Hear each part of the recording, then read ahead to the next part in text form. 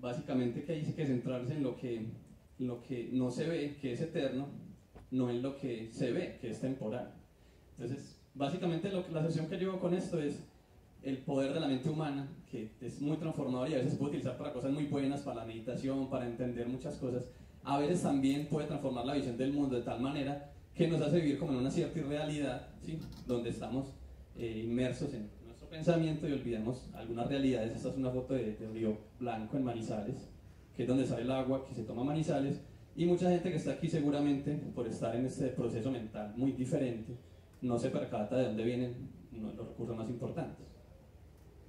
Entonces digamos que esa visión del mundo, pues ya imaginemos en una calle de Medellín, esta es una foto que bajé de Google Earth Street, ¿cierto? Donde uno está en el centro, está pues aquí gente vendiendo papa, caminando, pensando que va para el trabajo, o sea, que una otra realidad en la cabeza muy diferente, que de alguna manera hace que uno viva en una realidad que no tenga mucho, como los recursos naturales, la naturaleza, cerca a esa percepción de la realidad. Entonces, para ponerlo ya en contexto de paisaje, esa es una foto que tomé de La Milagrosa, un batallón que haya una de las fases siguientes de Más Bosques, que ya fue ir a otros sitios diferentes. Este fue un batallón, ¿sí? Como del Buenos Aires hacia este lado, como de Santo Domingo para allá, ¿sí? Y aquí me parece muy interesante porque esta foto, de hecho, es la que mandé como para la presentación de la conferencia, porque muestra es el paisaje en su totalidad. O sea, no como la anterior, donde uno está, digamos, en otra realidad que no tiene mucho que ver. De hecho, otra discusión que tenía Valeria en estos días con una amiga, dos amigas hablaban de que en Medellín, como no se ve el horizonte, de alguna manera eso puede hacer que facilite esa desconexión que se tiene con muchas cosas, entre ellas pues con la naturaleza. Entonces, bueno, aquí es como si nosotros viéramos la realidad solo aquí, en la ciudad, y el paisaje real tiene, como vemos, otro tipo de cosas que están interaccionando con nosotros. Entonces, esta realidad de ver el mundo solamente desde esa perspectiva, digamos, de ciudad, sin considerar los recursos naturales, hace que nuestros íconos se hayan transformado en algo que tiene que ver con historias muy recientes y de alguna manera no consideremos esa historia que viene atrás. Entonces, no sé si ustedes a veces en el periódico ven que no, que se encontró por allá unas reliquias de indígenas, de no sé qué, pero pues, y en una construcción, o de hecho no hay que ir muy lejos, siempre en Medellín han tumbado las casas viejas para hacer nuevas y las nuevas para hacer más nuevas. Entonces siempre como que estamos borrando la historia año tras año. Y eso hace que tengamos una desconexión muy grande con la naturaleza. O sea, el mundo lo vemos así, desde la mente, en la política, a veces en las fronteras uno ve esas realidades, que es pasar de Venezuela a Colombia ahora es como, y es un puente, o sea, es como, ¿cómo puede la realidad política y cultural poner barreras tan fuertes? Y de hecho así lo hacen, cuando el mundo en realidad es así, pues bueno, y unas realidades naturales que están a la mano y que parecemos tenerlas como afuera de esa percepción en nuestra cotidianidad. Entonces esto es una foto de, sí, que se identifican por ahí como San Diego, eso es como llegando la 33, el puente de la 33 sobre el río Medellín. Y leyendo en estos días un libro me pareció muy interesante de Fernando Vallejo, se llama El Don de la Vida. Están ellos discutiendo en el parque Bolívar sobre cómo se ha transformado la ciudad, entre muchas de las cosas que hablan. Y él decía, uno de los personajes, que no, que por allá hace como 50 años, para ir a Envigado, donde estaban las fincas, cuando Envigado y Medellín no estaban pegados, eso era como un paseo de 1 hora, ¿sí? Que tenía que coger jeep, meterse por las vereditas, no sé qué. Y ahora se demoran hasta más de la hora, ¿sí? Pero no porque no haya vías ni nada, sino porque pues, hay un montón de trancones. Entonces él decía, nosotros parecemos que avanzamos, pero retrocediendo, ¿sí? Básicamente una de las cosas que yo creo que ocurre aquí es que nosotros, como que en ese afán de seguir y seguir, y no tener de pronto una intención basada en esa realidad natural que nos rodea y que ha sido parte de nuestra historia, entonces ha hecho que nosotros simplemente construyamos sobre lo antiguo y nos olvidemos de ese contexto. De hecho, cuando uno empieza a buscar, bueno, una de las preguntas que yo siempre me he hecho, y ahora que veo esto me acuerdo que en el periódico leí que el martes a las 6:30 en el Museo de Arte Moderno va a haber una conferencia sobre el paisaje del Valle de Aburrá prehispánico. Yo creo que va a ser muy interesante porque yo siempre me he preguntado cómo era el Valle de Aburrá antes de que hubiera ciudad, y en las fotos más antiguas que he encontrado cuando fui al centro histórico de fotografía en la Piloto, son fotos que ya se ven potreros y ganadería. O sea, no encontré fotos como que me mostraran a mí un paisaje sin que antes hubiera ya sido intervenido por nosotros. Entonces digamos que lo que se sabe son anécdotas, la gente que vino acá tenía de pronto otros propósitos, y si hubo gente que estudió la naturaleza, pero no existen como mucha claridad de cómo era el Valle de Aburrá.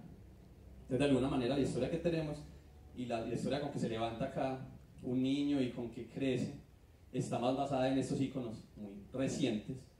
Y bueno, esa población ha crecido bastante en los últimos tiempos, digamos, desde que Medellín era una villita. Eso es como la población. Esto pues lástima ahí la referencia, pero es una imagen que encontré muy clara, pues, o sea, yo Wikipedia no le creo mucho, pero esta imagen, tengo otras más claritas, sino que esta es de Coquito, se ve muy fácil. Cómo ha pasado la población, cómo ha crecido la población de Medellín desde 1905 hasta más o menos del 2005, y ustedes pueden ver aquí, como en 1800, esta foto es de 1889, me parece, donde está, pues como el centro de Medellín, una villita, o sea, estamos hablando de hace menos de 3 generaciones o algo así. Y en cuestión de nada, miren cómo empieza a crecer la población, tan aquí la transformación de la quebrada Santa Elena, que ya no se ve, ¿cierto? Que es la que pasa por la avenida La Playa y luego se va al río Medellín, pero siempre por debajo.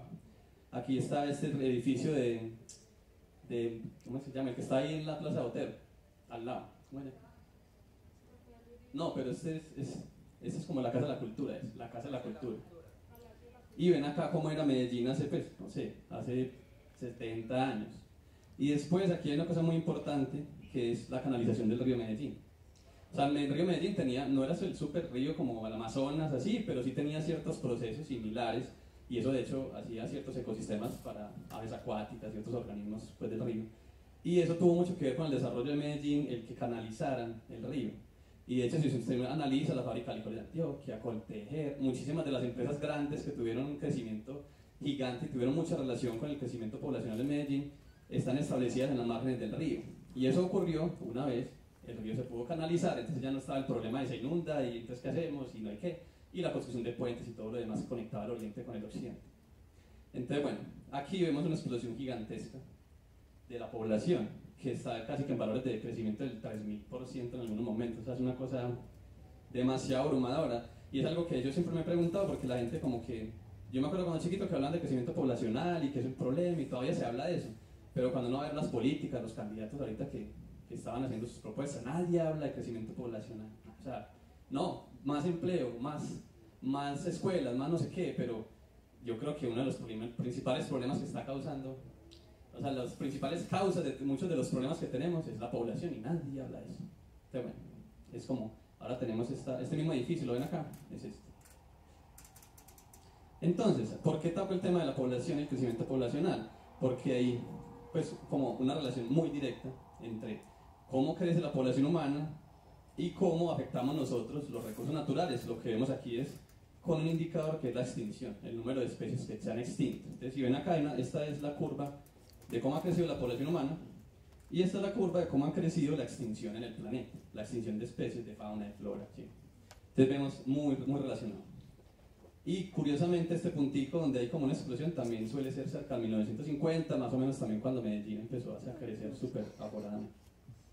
Ya no sé si alguien tiene alguna otra asociación con la economía o con pues no sé, que haya causado esa explosión de población en el mundo. Y si uno analiza esas causas de extinción, se da cuenta pues la degradación de hábitat es una de las más importantes, la que más causa extinciones.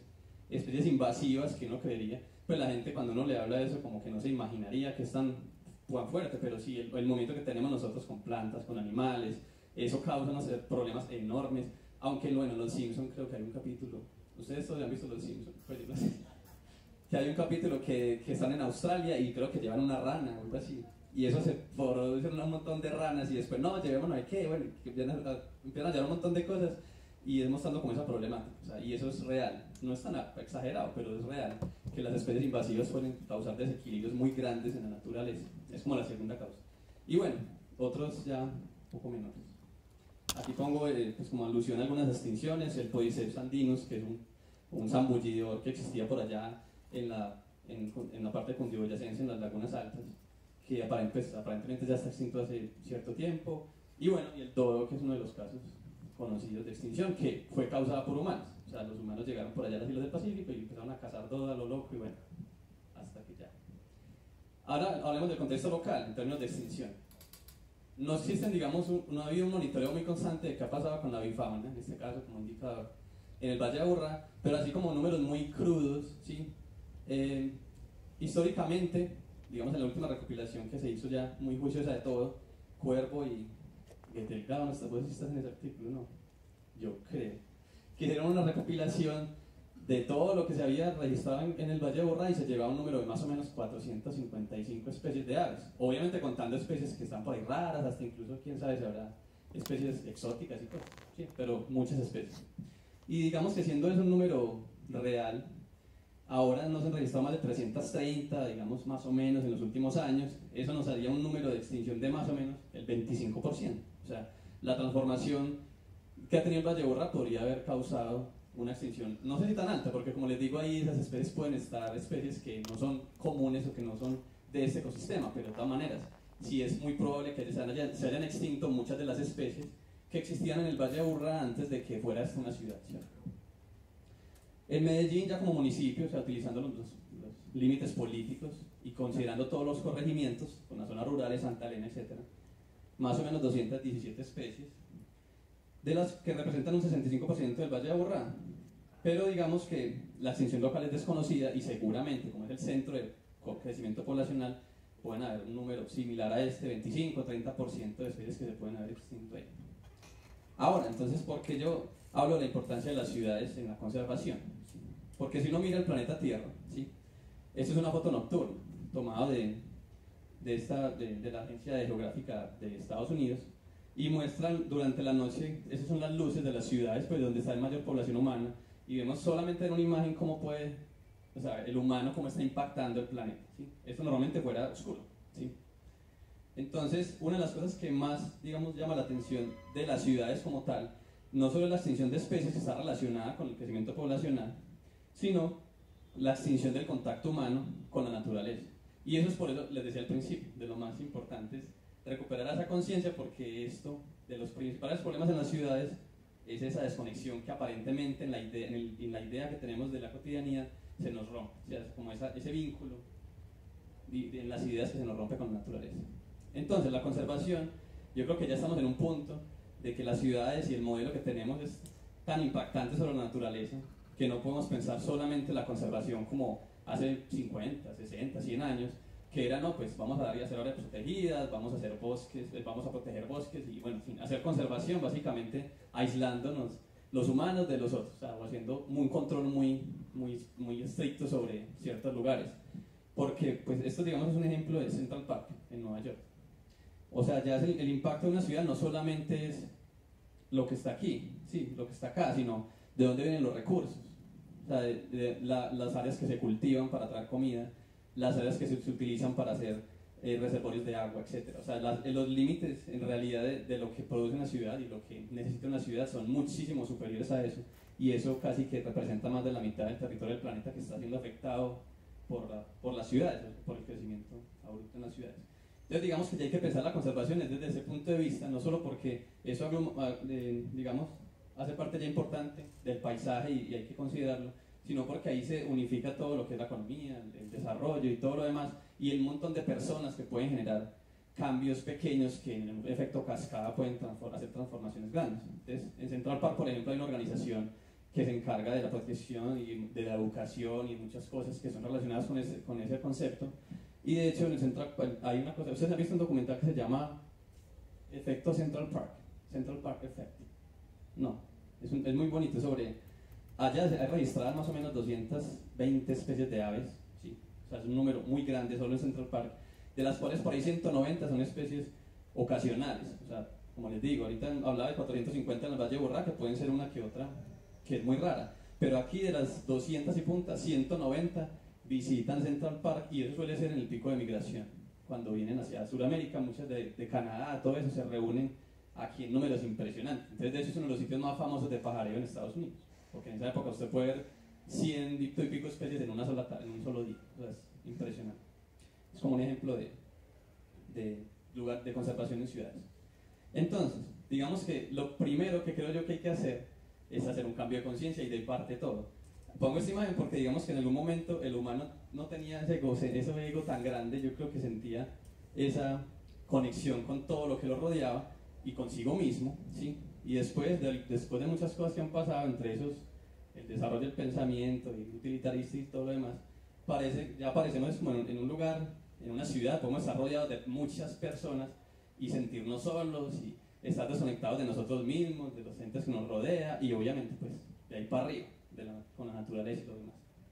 Entonces yo lo que primero creo que hay que hacer para empezar a entender este concepto y la importancia de la conservación en ciudades y todo esto es volver a recuperar ese vínculo, ¿sí?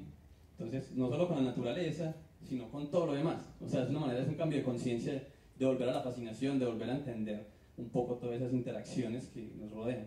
Y ver el paisaje que tenemos en el Valle de Aburrá, no solo como la ciudad, sino como todo lo que representa ese paisaje.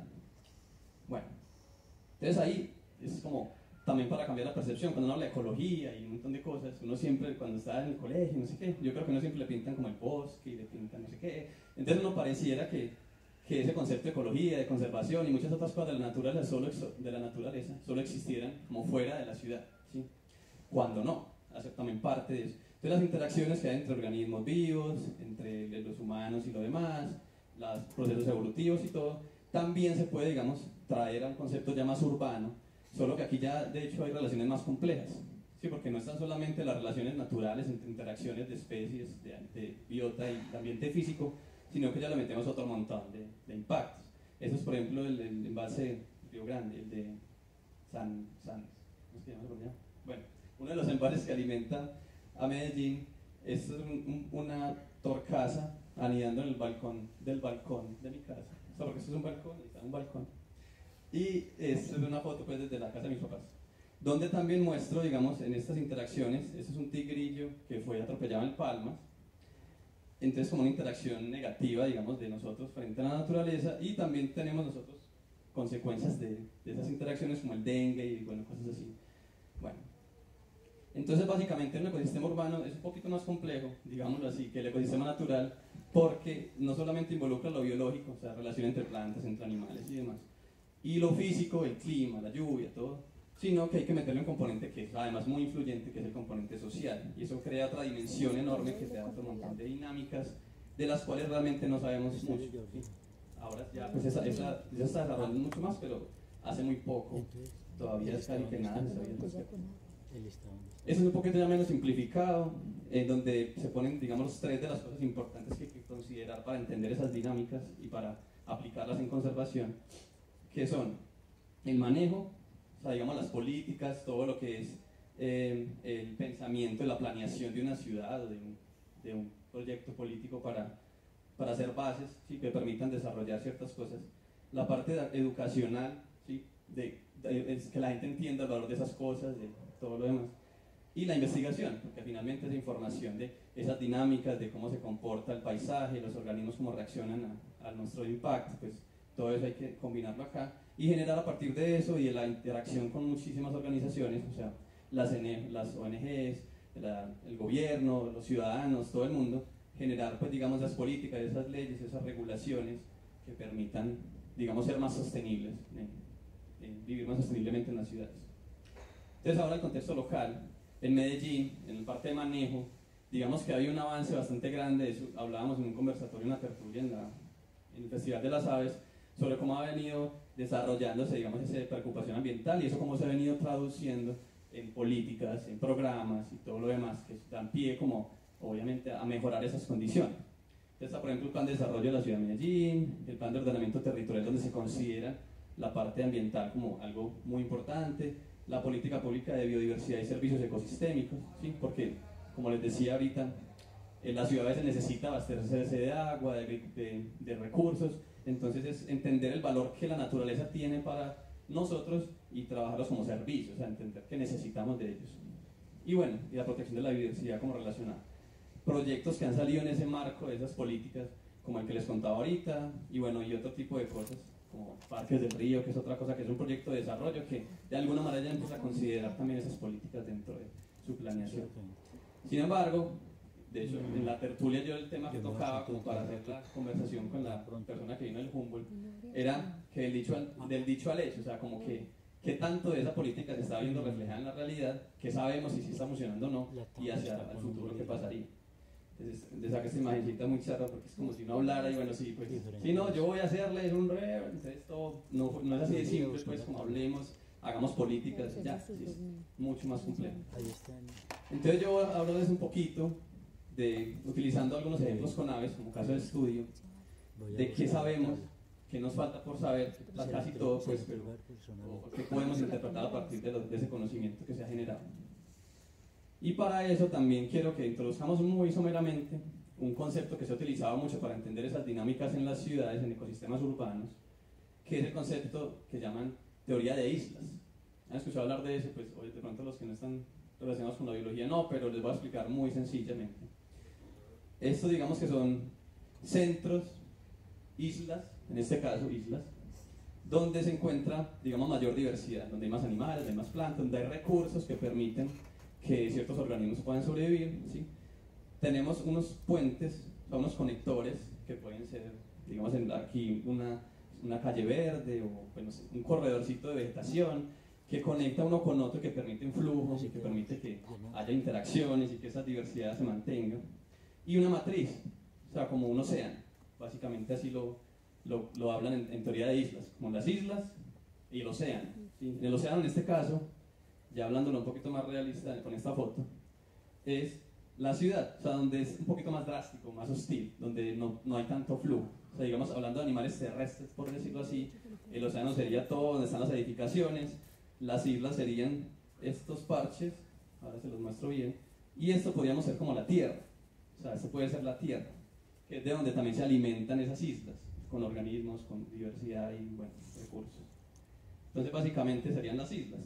Este es el Cerro El Volador, este es el Cerro Nutibara, este es el Cerro La Asomadera, son 3 de los 4 áreas protegidas urbanas. Piamonte está hacia el norte, hacia Bello. Esto sería, como les digo, la tierra, ¿sí? O sea, como de donde podrían alimentarse esas islas con organismos y recursos.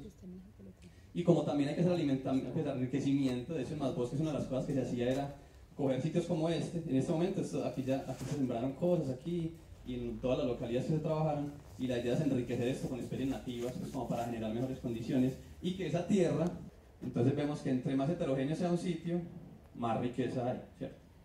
Otra relación, por ejemplo, es la proporción que no está desarrollada. O sea, las zonas rurales, por ejemplo, tienen más diversidad que las zonas más urbanizadas, ¿sí? Y otra, que también me parece importante mencionar aquí, la distancia a una reserva natural, o lo que les decía ahorita como a la tierra. O sea, entre más lejos esté una isla de la tierra, entonces tiene menos diversidad, ¿sí? Porque es más difícil que los organismos lleguen hasta allá. Ahora, entonces hablemos de puntos ya más claves y los ampliamos. En los plátanos y en las sonrisas el tamaño sí importa. También importa el tamaño en las islas, o sea, en estos sistemas que vamos a llamarlos ya parques. Hablemos de los parques en Medellín, del Cerro El Volador, ¿verdad? Ahí importa el tamaño. O sea, de qué tan grande sea un parque o un sitio verde dentro de una ciudad, eso tiene relación con qué tanta diversidad tenemos. Entonces, por ejemplo, a nivel macro, en algunas ciudades del mundo, aquí tenemos Rovaniemi y Oulu, son ciudades de Finlandia, Osaka, Japón, Madrid, España. Vemos que hay una relación, aquí está el área, ¿sí? Y acá está la cantidad de especies de aves. Y vemos que pues empiezan, cuando son muy pequeños no tienen mucha diversidad, empiezan a crecer, y más o menos entre 15, 40 hectáreas hay como un número de diversidad que ya se estabiliza. O sea, parques menores a 20 hectáreas suelen tener muy poca diversidad, y ya de 20 para arriba como que suele ser parecido. Entonces digamos que un buen tamaño para una reserva, al menos en estos casos, es una reserva urbana, es de 20 a 40 hectáreas, ¿sí? Para ponerles un ejemplo, creo que la Asomadera tiene 24, algo así. O sea, tenemos parques más o menos de ese tamaño. Lo que pasa es que no sabemos qué ocurre aquí. Esos son casos en otras partes muy diferentes del mundo. Y de hecho, pues no en todas partes pasa lo mismo. Miren aquí, mucha más diversidad en Springfield, en Estados Unidos, Bratislava, no sé dónde queda. Y bueno, y algunas ciudades de Polonia. ¿Dónde queda? Eslovaquia. Y Polonia, ¿cierto? Aquí vemos otra relación diferente, pero de todas maneras, digamos que esas relaciones entre área, entre el tamaño de una reserva y la diversidad son importantes entenderlas para poder, cuando se está planeando, como hay una competencia, digamos, tan grande entre, pues hay muchas cosas que hacer en una ciudad, hay que hacer empresas, casas y lo demás, siempre es importante como hacer muy eficiente el uso de ese espacio. Entonces aquí se vuelve importante saber ese tamaño. Una gráfica muy sencilla que saqué, como le digo, de muchos datos que tengo, incluyendo los de APU, los del proyecto acá con la SAO. Básicamente lo voy a relacionar aquí el tamaño, que le estaba hablando ahora, de la reserva o del sitio con el número de especies, ¿sí? Entonces aquí tenemos, por ejemplo, Parque Arví, aquí incluyo ambientes rurales y ambientes urbanos. Parque Arví en Santa Elena, este es más bosques para Medellín, estos dos, que son Moral, que es un sitio en San Cristóbal, es rural, Palmitas, que es un sitio, yo creo que el mejor bosque de los que encontramos en la parte occidental hacia San Sebastián de Palmitas.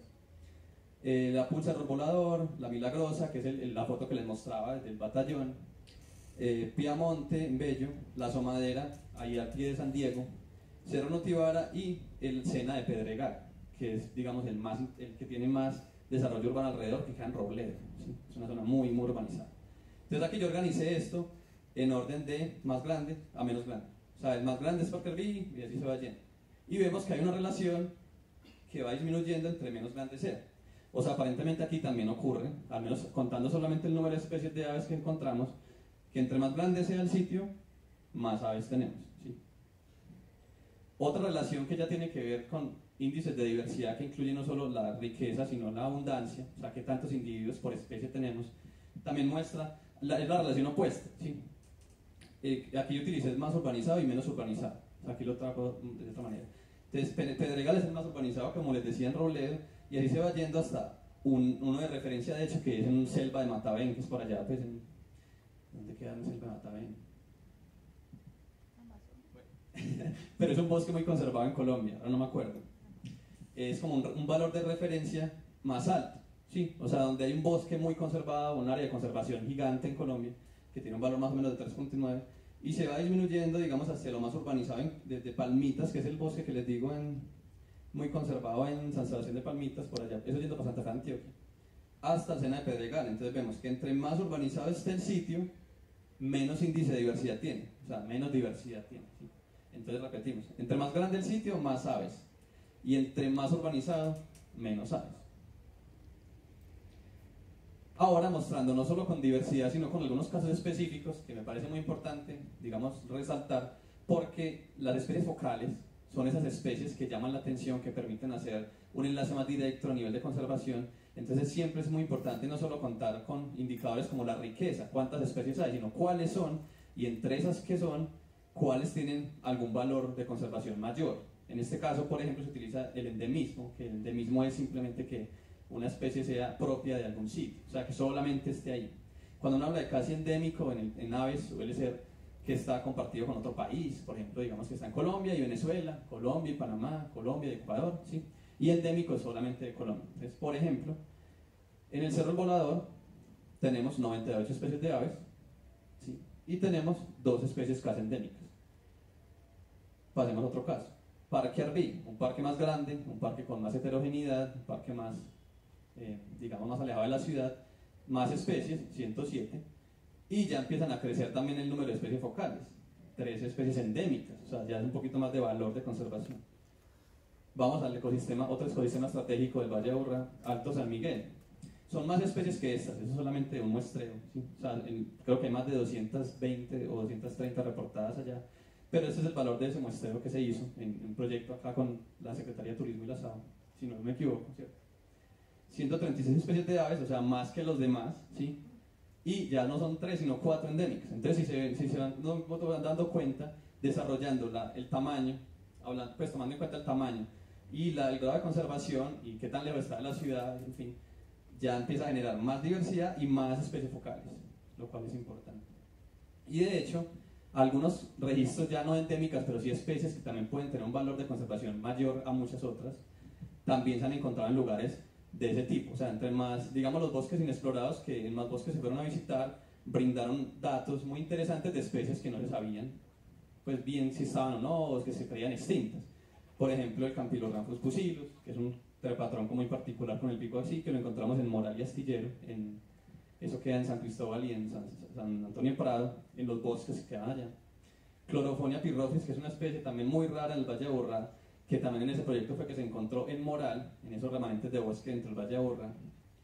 Geotrigon linearis, que de hecho hay un artículo acá en el Boletín SAO, una notica de Carlos Delgado y otras personas que nos ayudaron, pues y yo, donde hablamos de el descubrimiento de la paloma, que es una paloma que es muy rara, ¿sí? Se reconoce por esta lineecita aquí, ¿sí? Voy a llamar linearis, y se redescubrió, pues yo la vi en Palmitas, en San Sebastián de Palmitas, y también ya con Carlos y otras personas utilizando cámaras trampa en San Sebastián de la Castellana, que es una reserva muy famosa a la que vamos mucho a pajarear, que queda en el Escobedo.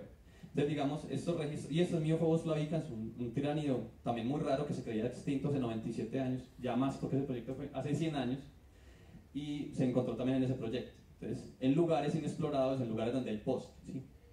Entonces, digamos que ahí se reza la importancia no solo de, como les digo, del tamaño y de ciertos factores, sino de esos sitios que todavía tenemos con buenos bosques.